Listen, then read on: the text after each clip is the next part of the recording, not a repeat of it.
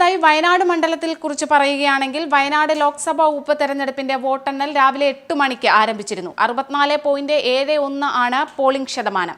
പ്രിയങ്ക ഗാന്ധി, സത്യൻ മെക്കോരി, നവ്യ ഹരിദാസ് എന്നിവരായിരുന്നു ഉപതെരഞ്ഞെടുപ്പിൽ വിവിധ മുന്നണികളുടെ സ്ഥാനാർത്ഥികളായി നിന്നിരുന്നത്. രാഹുൽ ഗാന്ധി MP സ്ഥാനം രാജിവെച്ചതിനെ തുടർന്നാണ് വയനാട് ലോക്സഭാ മണ്ഡലത്തിൽ ഉപതെരഞ്ഞെടുപ്പ് നടന്നത്. മണ്ഡല രൂപീകരണത്തിന് ശേഷം ഏറ്റവും കുറഞ്ഞ പോളിംഗ് ശതമാനം രേഖപ്പെടുത്തിയതിനാൽ ഭൂരിപക്ഷം ഉൾപ്പെടെ ഏത് പ്രതീക്ഷയും തകിടം മറികടക്കുകയോ ചെയ്യുന്ന ഫലമാകും ഇന്ന് വരികയെന്ന കണക്കുകൂട്ടലിലായിരുന്നു മുന്നണികൾ. UDF-ന് വേണ്ടി പ്രിയങ്ക ഗാന്ധിയും LDF സ്ഥാനാർത്ഥി സത്യൻ മെക്കോരിയും NDA സ്ഥാനാർത്ഥി നവ്യ ഹരിദാസും ഏറ്റുമുട്ടിയ തെരഞ്ഞെടുപ്പിൽ പോളിംഗ് 64.72% മാത്രമേ ഉണ്ടായിരുന്നുള്ളൂ. വയനാട് മണ്ഡലത്തിലേക്ക് വരികയാണെങ്കിൽ വയനാട് ലോക്സഭാ ഉപതെരഞ്ഞെടുപ്പിന്റെ വോട്ടെണ്ണൽ രാവിലെ 8 മണിക്ക് തന്നെ ആരംഭിച്ചിരുന്നു. 64.71 ആണ് പോളിംഗ് ശതമാനം. പ്രിയങ്ക ഗാന്ധി, സത്യൻ മുഖേരി, നവ്യ ഹരിദാസ് എന്നിവരായിരുന്നു ഉപതെരഞ്ഞെടുപ്പിൽ വിവിധ മുന്നണികളുടെ സ്ഥാനാർത്ഥികൾ. രാഹുൽ ഗാന്ധി MP സ്ഥാനം രാജിവെച്ചതിനെ തുടർന്നാണ് വയനാട് ലോക്സഭാ മണ്ഡലത്തിൽ ഉപതെരഞ്ഞെടുപ്പ് നടന്നത്. മണ്ഡല രൂപീകരണത്തിന് ശേഷം ഏറ്റവും കുറഞ്ഞ പോളിംഗ് ശതമാനം രേഖപ്പെടുത്തിയതിനാൽ ഭൂരിപക്ഷം ഉൾപ്പെടെ ഏത് പ്രതീക്ഷയും തകിടം മറികടക്കുകയോ ചെയ്യുന്ന ഫലമാകും ഇന്ന് വരികയെന്ന കണക്കുകൂട്ടലിലാണ് മുന്നണികൾ. UDF-ന് വേണ്ടി പ്രിയങ്ക ഗാന്ധിയും LDF-ന് വേണ്ടി സ്ഥാനാർത്ഥി സത്യൻ മുഖേരിയും NDA സ്ഥാനാർത്ഥി നവ്യ ഹരിദാസും ഏറ്റുമുട്ടിയ തെരഞ്ഞെടുപ്പിൽ പോളിംഗ് 64.72% മാത്രമേ ഉണ്ടായിരുന്നുള്ളൂ. പൊതു തെരഞ്ഞെടുപ്പിനേക്കാൾ 8.76% കുറവ്. ഇത് ആരെ പ്രതികൂലമായി ബാധിക്കുമെന്നും ആർക്ക് അനുകൂലമാകുമെന്നും ഇന്നറിയാം. പെട്ടിയിൽ വീണ വോട്ടുകളിലേറെയും തങ്ങളുടേതാണെന്ന UDF-ഉം ഇടത് വോട്ടുകളൊന്നും പോൾ ചെയ്യപ്പെടാതെ പോയിട്ടില്ലെന്ന LDF-ഉം പാർട്ടി വോട്ടുകൾക്കപ്പുറം കടന്നുകയറാനായി എന്ന് NDA-യും പരസ്യമായി അവകാശപ്പെടുന്നുണ്ടെങ്കിലും മൂന്ന് മുന്നണികളുടെയും വിലയിരുത്തലുകൾ അപ്രസക്തമാകാനുതകുന്ന അടിയൊഴുക്കുകൾ മണ്ഡലത്തിൽ ഉണ്ടായെന്നാണ് സൂചന. LDF-ന്റെ അടിസ്ഥാന വോട്ടുകൾ ചോർന്നാൽ പ്രിയങ്കയുടെ ഭൂരിപക്ഷം 3.50 ലക്ഷത്തിലും അധികമാകാനുള്ള സാധ്യതയുണ്ടെന്നാണ് UDF നേതാക്കൾ പറയുന്നത്. ഇതോടൊപ്പം NDA കഴിഞ്ഞ തവണത്തെ പ്രകടനത്തിൽ നിന്ന് ഏറെ പിന്നോട്ട് പോവുകയും ചെയ്താൽ UDF ഭൂരിപക്ഷം വീണ്ടും ഉയരുമെന്നും അവർ കണക്കുകൂട്ടുന്നു. എങ്ങനെ വന്നാലും കുറഞ്ഞത് 2.50 ലക്ഷം വോട്ടുകൾ സത്യൻ മുഖേരിയുടെ പെട്ടിയിലാകുമെന്നും പ്രിയങ്കയുടെ ഭൂരിപക്ഷം 2.5 ലക്ഷത്തിൽ ഒതുങ്ങാനാകുമെന്നുമാണ് LDF നേതാക്കളുടെ വിലയിരുത്തൽ. 1 ലക്ഷത്തിൽ പരം വോട്ടുകൾ NDA-യും പ്രതീക്ഷിക്കുന്നുണ്ട്. LDF വോട്ടുകൾ 2.50 ലക്ഷത്തിലും താഴെ പോവുകയും NDA പ്രതീക്ഷ മറികടക്കുന്ന പ്രകടനം കാഴ്ചവെക്കുകയും ചെയ്താൽ വരും ദിവസങ്ങളിലെ വയനാടൻ രാഷ്ട്രീയം കേരളത്തിലാകെ ചൂട് പിടിച്ച് ഉയരുമെന്ന് ഉറപ്പാണ്.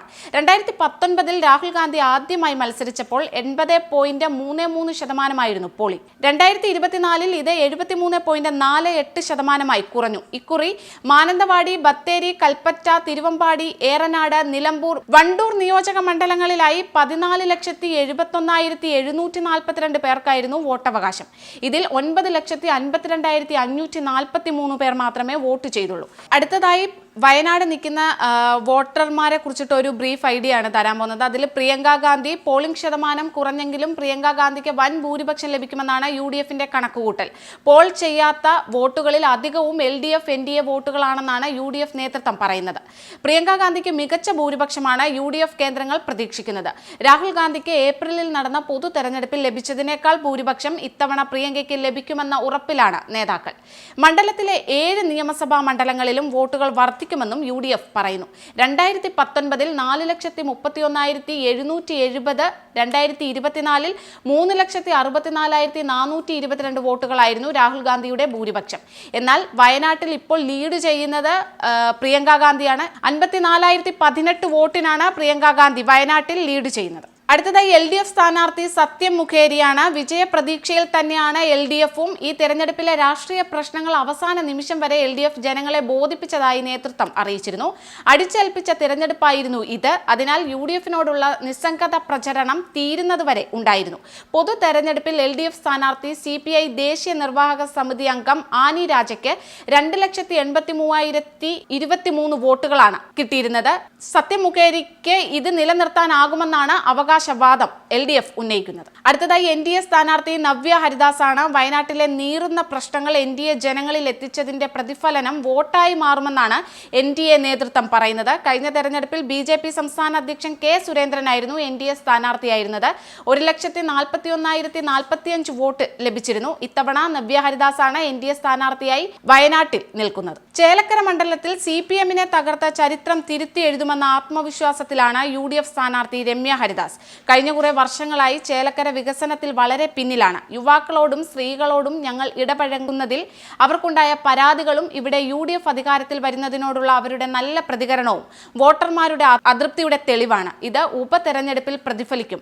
മണ്ഡലത്തിലെ അംബേദ്കർ ഗ്രാമങ്ങളും പട്ടികജാതി സെറ്റിൽമെന്റുകളും ഞായറാഴ്ച സന്ദർശിച്ചപ്പോൾ രമ്യ പറഞ്ഞതാണ് ഈ വാക്കുകൾ.